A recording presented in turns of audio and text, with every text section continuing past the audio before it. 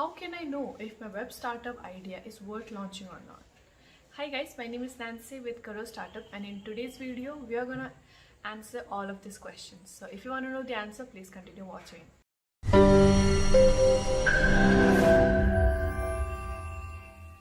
There is a stat that every entrepreneur has heard at least once. 9 out of 10 business ideas will fail. Entrepreneurship is a gamble. And with the chips stacked with you, it's very difficult to know whether the idea has possibility. It's not just finding a good idea, it's finding an idea worth pursuing.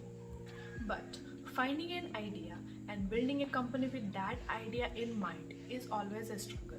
It almost has to be that way. Here's our guide to figuring out whether your idea is of any good and if it's worth moving to next level. Now, before starting, ask yourself these questions. Is there a genius need for your product? You will notice that I did not ask, do people need your product? It is often the case that most people do not realize what they need until they have it. Accordingly, the question is not whether people consciously recognize they need something, but whether there is a need generally. That is there a problem that needs to be solved? Now, the second question you should ask yourself is, will people be better off if you build your product? Will your idea actually have tangible benefits for your user? Will the world be at least a slightly better place because of it? Will the people, once they have it, will not be able to imagine living without it? The third question you should ask yourself is, do you genuinely believe in your product? This isn't just a question of do you really like your idea, or are you determined to do it no matter what? The question here is, can you look yourself in the mirror and answer the questions in affirmative that I asked? Do you truly but not passionately, as passion applies emotional bias? This is not for you to give a pause or reflect on your own feelings, but rather your objective analysis of your idea. Do you truly and rationally believe in your product to such a degree that you can make others around you to believe in it too? Which leads us to fourth question. Do others want your product when you tell them about it? This is sort of a trick question though. Two extreme answers should be tossed out as outliers. Both.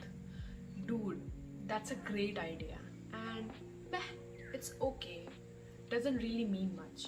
In the first, if it's so obvious, it rather has been tired or doesn't work, or is fatally flawed to such a degree that it doesn't exist. In the latter, the idea is actually worthless, or they can't be bothered to think about it. Either ways, both extreme answers offers you little feedback. The best answer is something that goes like this: a speechless, confused expression followed by doubt. Some questions, some more doubts, perhaps even a moment or two of utter disbelief. At last, concluded by double take, followed by eureka moment. If you keep getting this sort of reaction, then you have a pretty disruptive and useful idea. It's hard to grasp initially. Represent an unorthodox answer or complete paradigm change to a very obvious problem, and offers a remarkable solution that no one has considered before. Now the fifth question is, how long have you been thinking about doing this?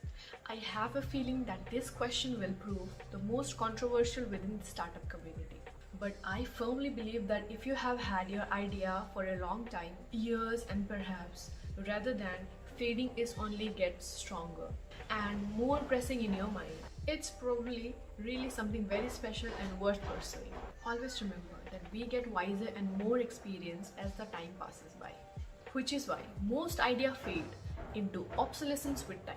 Those ideas whose value increases over time must be something truly unique indeed.